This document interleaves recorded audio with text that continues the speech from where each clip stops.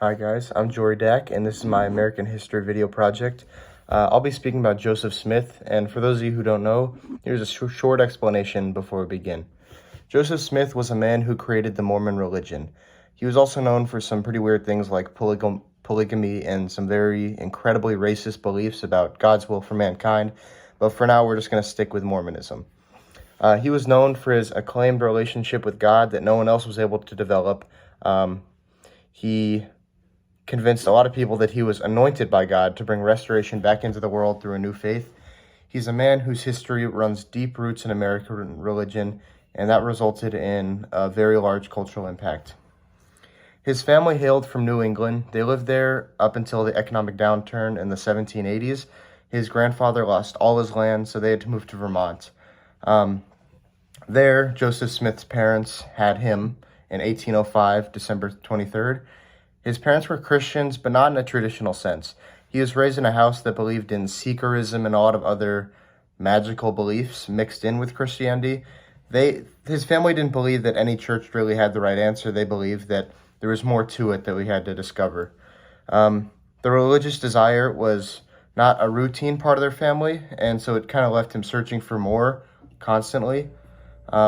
His parents also disagreed on just about everything in religion. They had very different views that they followed and went with.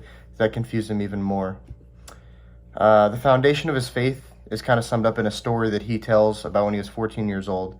He went out into the woods to just be alone with God and pray and figure out what religion was right for him. And apparently, God and Jesus came down to the woods and told him that all churches were wrong and that he was destined to create the right one.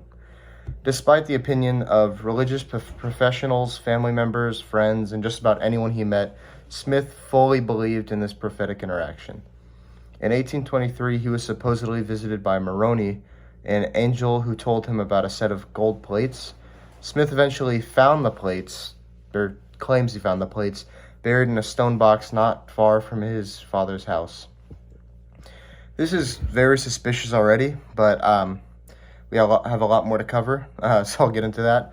The angel that visited him instructed him to wait 4 years before unveiling the plates, and then told him to interpret them using stones called interpreters, which doesn't really make sense how that works. All the messages he claims came from holy interactions and products he had collected were put into a book that he published in 1830. This book is called the Book of Mormon. I'm sure you've heard of it. In essence, it was a 588-page addition to the Bible, which, as you probably know by reading Revelations, is not all right. We don't add to the Bible because God said the Bible is complete. Any additions, any contradictions are wrong. So he went through and he contradicted about 40 authors over thousands of years that wrote the Bible. And if that's not insane enough yet, just think about this. He translated a non-existent language.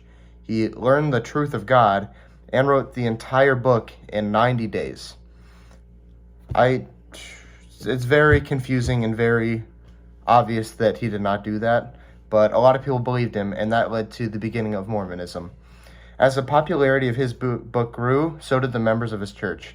He was struggling to keep track of what was happening in his religion because of how fast it grew, so he eventually decided the best way to herd his sheep was to put them in cities of Zion, as he called them.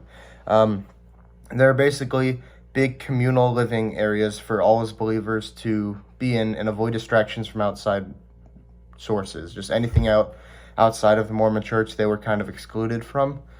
I feel like this was a huge red flag for anyone joining, that it was clearly a cult, but they didn't see it. Smith decided to send all the men out into the world to get more converts.